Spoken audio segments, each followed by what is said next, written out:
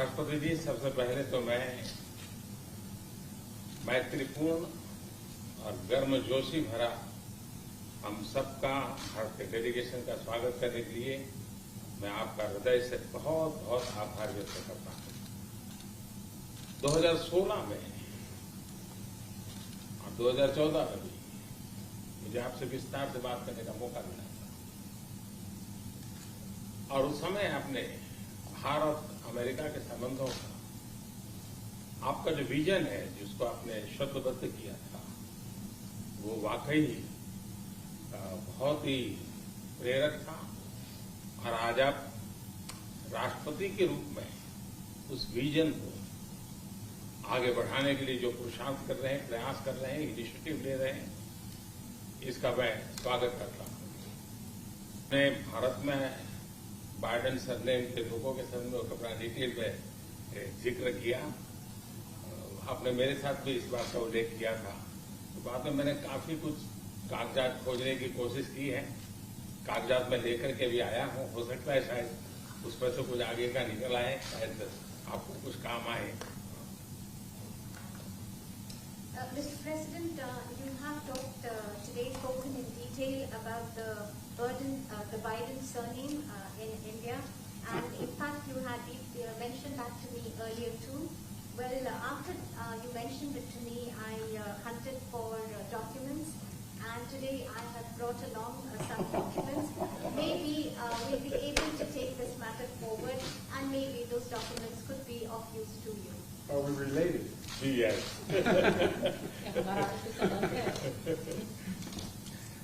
Excellency, आज की हमारी ये बायोलेटरल समिट, लेकिन मैं देख रहा हूं कि ये दशक 21वीं शताब्दी के तीसरे दशक का ये पहला वर्ष, मैं पूरे दशक की तरफ देख रहा हूं कि आपके नेतृत्व में जो बीज हम बोएंगे, इस पूरा दशक हमारी दृष्टि से बहुत ही भारत और अमेरिका के संबंध में, विश्व के लोकतांत्रिक देशों के लिए एक बहुत ही ट्रांसफॉर्मेटिव ये कालखंड रहेगा, ऐसा मेरा विश्वास है।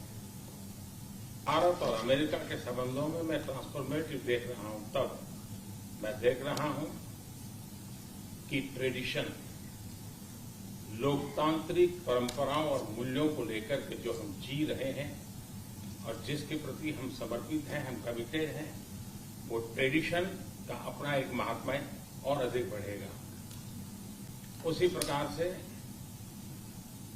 आपने उल्लेख किया 4 मिलियन से अधिक लोग भारत के यहां अमेरिका की विकास यात्रा में सहभागी हैं। ये दशक में टैलेंट का अपना एक महत्व है।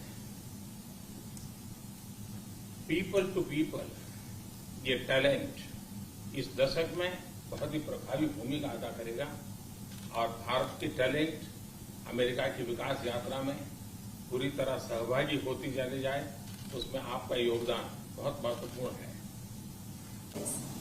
उसी प्रकार से दुनिया में सबसे ज्यादा ड्राइविंग फोर्स बन रही है टेक्नोलॉजी। इस दशक में भारत और अमेरिका के रिश्तों में टेक्नोलॉजी, और वो भी पूरी मानवता के लिए उपयोगी हो, उस दिशा में हमारी टैलेंट टेक्नोलॉजी को माध्यम से बहुत बड़ी सेवा कर सकती है और एक बड़ा अवसर हमें उपलब्ध होगा। उसी प्रकार से भारत और अमेरिका के बीच ट्रेड का अपना महत्व है और इस दशक में ट्रेड के क्षेत्र में भी हम एक दूसरे को काफी पूरक हो सकते हैं। बहुत सी चीजें हैं जो अमेरिका पास है, जो भारत को जरूरत है, बहुत सी चीजें भारत के पास है जो अमेरिका के काम आ सकती हैं। तो ट्रेड भी इस दशक का एक बहुत बड़ा क्षेत्र रहेगा। मिस्टर प्रेसिडेंट, आपने अभी 2 अक्टूबर महात्मा गांधी की जन्म जयंती का उल्लेख किया। महात्मा गांधी ट्रस्टीशिप की बात करते थे। ये दशक उस ट्रस्टीशिप के लिए भी बहुत महत्वपूर्ण है। महात्मा गांधी हमेशा इस बात की वकालत करते थे कि प्लेनेट के हम ट्रस्टी हैं और हमने हमारी आने वाली पीढ़ियों को एक ट्रस्टी के रूप में ये प्लेनेट को हमने सुपुर्द करना होगा और ये ट्रस्टीशिप की भावना भी भारत और अमेरिका के बीच के संबंधों में एक बहुत अहमियत रखेगा और महात्मा गांधी के आदर्शों की पूर्ति के लिए ट्रस्टीशिप का सिद्धांत जो प्लेनेट के लिए हर नागरिक की जिम्मेवारी विश्व के लिए बनती जा रही है। और राष्ट्रपति जी जैसे कि विषयों का आपने उल्लेख किया, ये सारे विषय बहुत ही महत्वपूर्ण हैं, भारत के लिए भी महत्वपूर्ण है। और आपने पदभार संभालने के बाद चाहे कोविड हो, क्लाइमेट हो या क्वाड हो, हर एक में एक बहुत ही यूनिक इनिशिएटिव लिया है। और मैं समझता हूँ ये यूनिवर्सिटी, ये जो आपका इनिशिएटिव है, आने वाले दिनों में बहुत बड़ा प्रभाव पैदा करेगा।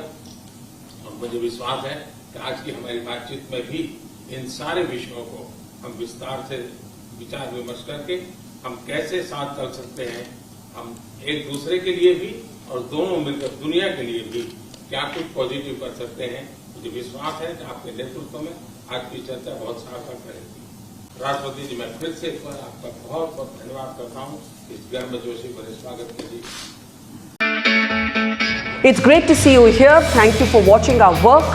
If you haven't subscribed yet, don't forget to click the bell icon and subscribe to Mojo Story and support independent, robust journalism.